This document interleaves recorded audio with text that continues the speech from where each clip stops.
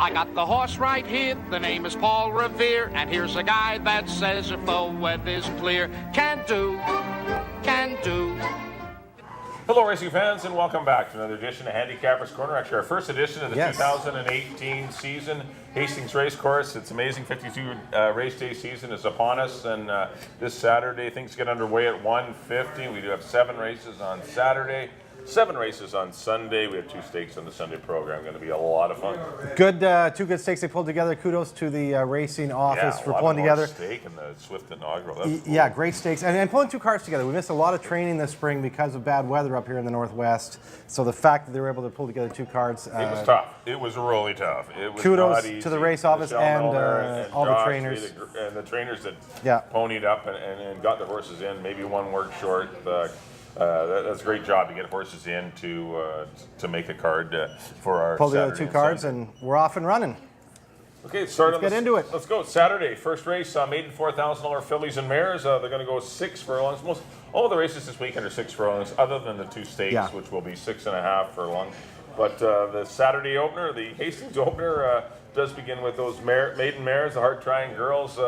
Haven't won a race, but someone's going to break through with a victory, and it looks like, to me, the 2 Champagne Vaults, who really on paper looks miles the best in here. I don't see a lot of competition for the early lead. I don't see a lot of, she's got good numbers that are better than anyone else. Yeah. I just saw Champagne Vaults in a runaway over the that 3/4 length victory over Oh So Quick last year. If she repeats that, Quick she should came be back tough. and won too after that race. Yeah. Those are just way better fillies and maidens. Well, I should say way better. I mean, these horses are just limited in their abilities. But she's running some tough ones. And the 2 maiden runners I thought looked the next best. I went Darren got 20 for second and Perry Ann for third. I went 2, 3, 4. I got the same numbers. I agree with you. Champagne Waltz looks to give John Snow. John Snow should be leading trainer for at least half an hour. I got the same order. Darren got 20, and Perry Ann. Perry Ann for me is the interesting one here, because if the speed starts to come back a little bit, like when you go back to her sprint races, she was running good going long. But if you go back to her sprint races, she was running against way better mares. Yeah, Notice the Jewel. Extra Murder, Notice the Jewel. There's tougher ones, so she could fire fresh at a good price.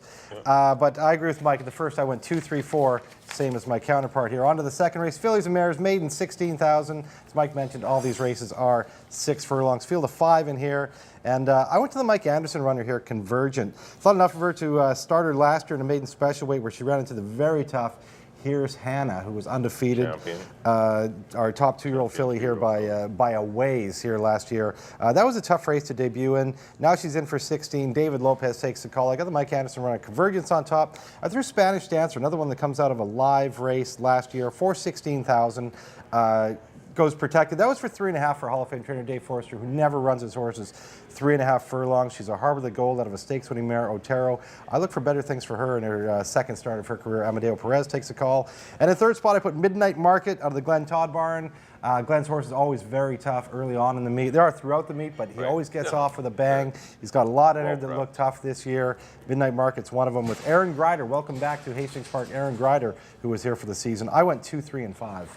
Yeah, I have the same horses. I just switched them around. I agree with Convergent. I think this horse has some upside. I don't think you can really, truly know how good she is. After that one race for maiden allowance. She's been training down south in Phoenix, at Hastings, and this is one that has a lot of miles under her. And James Wielden and David Lopez. You'll notice David Lopez will ride for James Redekop and Lopez, Todd Mountain Thoroughbreds have got a contract with David Lopez this year, as does Aaron Grider. It's great to have 2 top riders up here, and they will be first call. Like David Lopez will be first call rider for James Redekop and Todd Mountain Thoroughbreds, and Aaron, of course, will be first call rider for the North American Thoroughbred Horse Company. But I put Midnight Market in for second. A daughter of Midnight Loot out of the Mare Market Way, who was a stakes winner, one of Glenn's really nice 2-year-old fillies a few years back, and but we'll see how she goes. And I put Spanish Dancer. I agree with your dad's swords in for third. I went 2, 5, and 3 in race number 2. I think those are your main contenders in the second. On to the third race, $4,000 fillies and mares. Now where's a 2 Lifetime. I ended up on the 4 Alder Glory. I just think there's a little bit of speed in here with the 2 and 3. I thought maybe Alder Glory could catch a trip behind them. Do I think she's the best sprinter in the race? No, but I thought some of her races last year were pretty good. Ran into Is It Gold her last start last year, and Is It Gold came back to win an allowance race at Turf Paradise. She was running very well off the claim and got kind of took a shining to the turf down in Phoenix, and I just thought maybe some of her company lines were a little better than others in here, and I thought Alder Glory could sit the trip in behind the 2 and 3 and maybe win the money. I put the 3 Total Defense in for second. Excellent set of works, 59 and 2, 113 and 2. I mean, obviously well prepped, as you mentioned. Glenn Todd's horse is ready to run early. And I put the 1 horse, probably noticed. Impressive win of her maiden, but obviously got hurt and missed the rest of the season. Been off 11 months now and still has come back to work well. Jody Rawson had a great season last year. Wouldn't surprise me to see this one be pretty live at first asking. But I just thought Amadeo Perez and Alder Glory were going to get a good trip. So I thought 4-3-1. I did go to Glenn's horse near Total Defense just because the works. I mean, she was running with these horses last year, Alder Glory and That's It and whatnot, and was running 3rd and 5th, but whatnot. But just the way she's been working, I mean, 1:04, 59 and 2. That's pretty good works for horses in the $4,000 category. So I landed on her. I put Proudly Noticed, a horse you touched on, the Jody Rawson barn.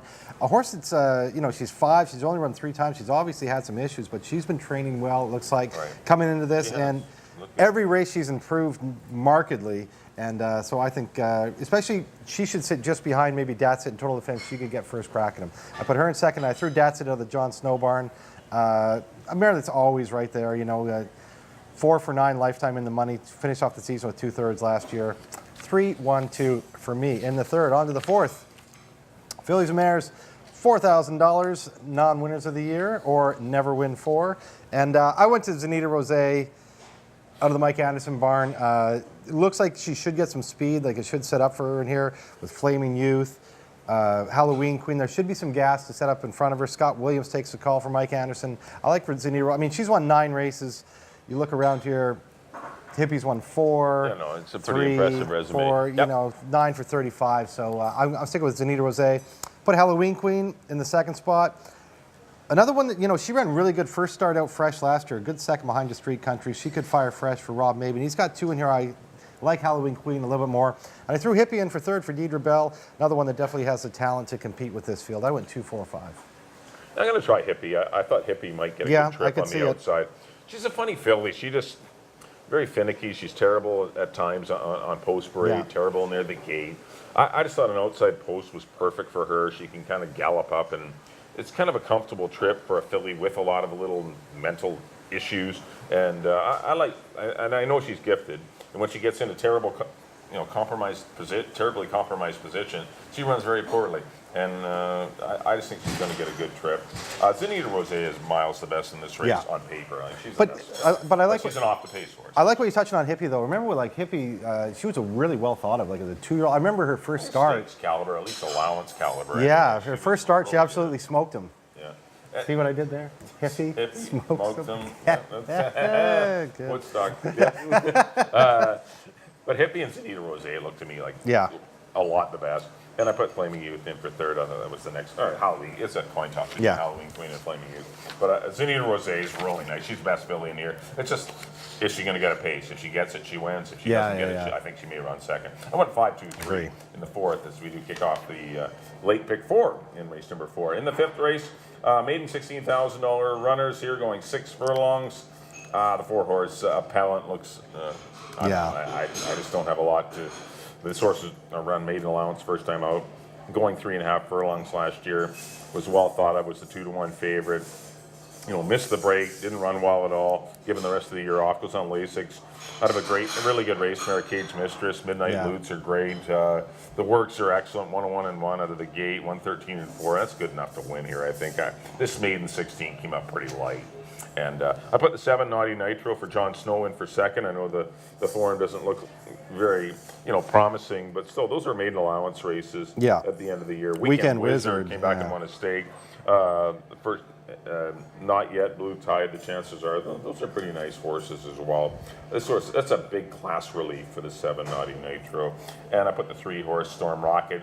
The best races were going 3.5 furlongs, but still, I thought the horse has some speed and looked like the best of the rest for me. But it's the 4 here, the 7 here, and then the rest, it's 4, 7, and then something. I went 4-7-3. I don't have a lot to add.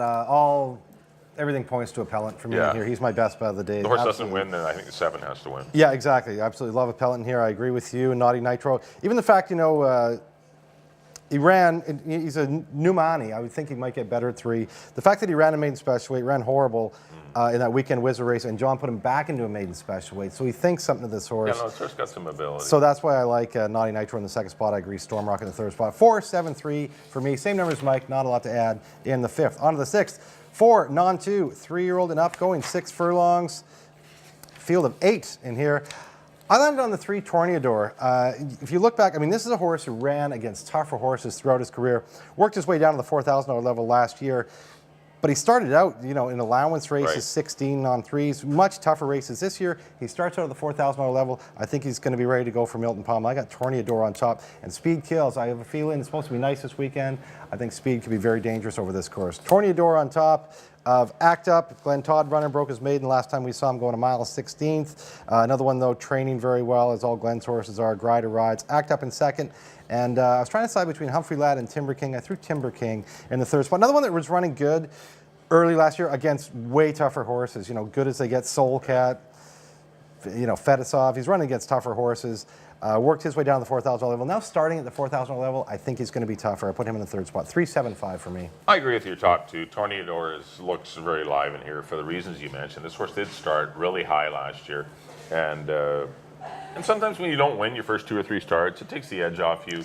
You lose a little confidence, and even when it's you a lot drop, different working your way down to 4 than starting it's still, at 4. You've lost a little of that edge, and at least the horse is starting on the bottom. The works are decent. Milton Palma does a really good job. He's an underrated trainer. Yeah, absolutely. I just think Torneador's got a perfect spot in here. I agree with the 7 Act Up for second, and for the reason you mentioned, pretty solid little horse with nice workouts. And I put the 1 horse, Brother Brian's the only difference I had. I put Brother Brian in for third. 3-7-1 for me in these 6. On to the 7th and final. Good race. Yeah, $16,000 older horses going 6 panels. I like the 2 horse here. The odds are good. He's the speed of the race for me. I know he's going to get some pressure from Pfeiffer and Salzburg, but I just think he's the best horse. He's a solid 6 furlong horse. He lost his first start last year. That was against $25,000 horses. BC Charlie, he did lose to Pfeiffer, but he didn't get the best of trips that day. I think he gets a better trip. He shows up a lot. He's a tough horse. He only won 1 of 8 last year, but boy, this horse ran really tough throughout the entire season. So I like him to win it. I put the 5 horse, Mighty Fraser, who is your horse to beat, racing fit, running at Turf Paradise. This horse is going to be obviously live. And I put the 3 Colterberry in for third. That's between Burnham and Colterberry for third. But there's nice horses in here. Pfeiffer's, Razor's Shard. You can make a case for everybody in here. He's running against older horses, though, for the first time. He's running against 3-year-olds. It's a little different game for him. But Burnham's always tough. Colterberry's tough. Mighty Fraser's solid. I just thought, pace-wise, the 2's going to get the lead. He's going to be tough. I think he's faster than Pfeiffer and Salzburg. And he's a fighter he clears, He gets the lead. He goes 45 flat, and he keeps going. I went 2-5-3. I mean, as I mentioned, you can make a case for everybody here. I went to the 5 Mighty Fraser. These horses coming up from Phoenix are usually tough. Especially as I mentioned, as off the top we mentioned, we had a lot of bad weather here this spring. Some horses missed training. Mighty Fraser comes in here. He's been hanging out in Phoenix, winning races at this kind of level in Phoenix, and I think it's his race to lose. I put Burnham in second. I've always really liked this horse. He's just a class act. He's a warrior. Yeah, he's a warrior, exactly. 9-year-old, 11-time winner. Mike Anderson, David Lopez rides. Burnham in second. I put Salzburg. My pro out at Hastings, the guy I was talking to the other day, told me that if the horse is training well, he said Salzburg's been training really well. I think Dino Colonios is actually primed for a big weekend. I put Salzburg in for third. 5, 6, and 4 for me. In the nightcap, that'll do it for opening day of the 2018 meetup. Next on screen will be our picks. Mike, as always, you're up first. Second race number 1, I went to the 2, Champagne Waltz, 2-3-4 in the Saturday opener. Race number 2, I continue with the 2s, 2-5-3. I like Convergent to win it. Race number 3, I went to the 4, Alder Glory. I'm going to go 4, 3, and 1. Started the late pick 4, I went to the 5, Hippie. I'm going to go 5, 2, and 3 in the 4th. Race number 5, I went to the 4, Appellant. Probably the best bet of the day. I went 4, 7, and 3. Race number 6, I went to the 3, Torneador. Going to go 3, 7, and 1. And the 7th and final.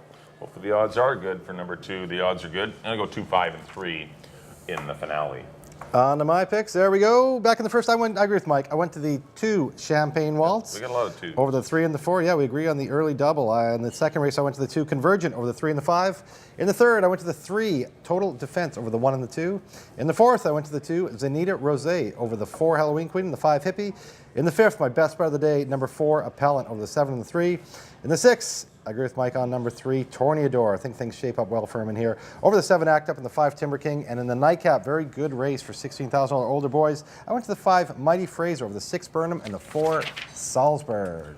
Well, thanks everyone for tuning in to our first edition of the 2018 season of Handicapper's Corner. First race is at 150. Yep. We do, of course, race on Sunday.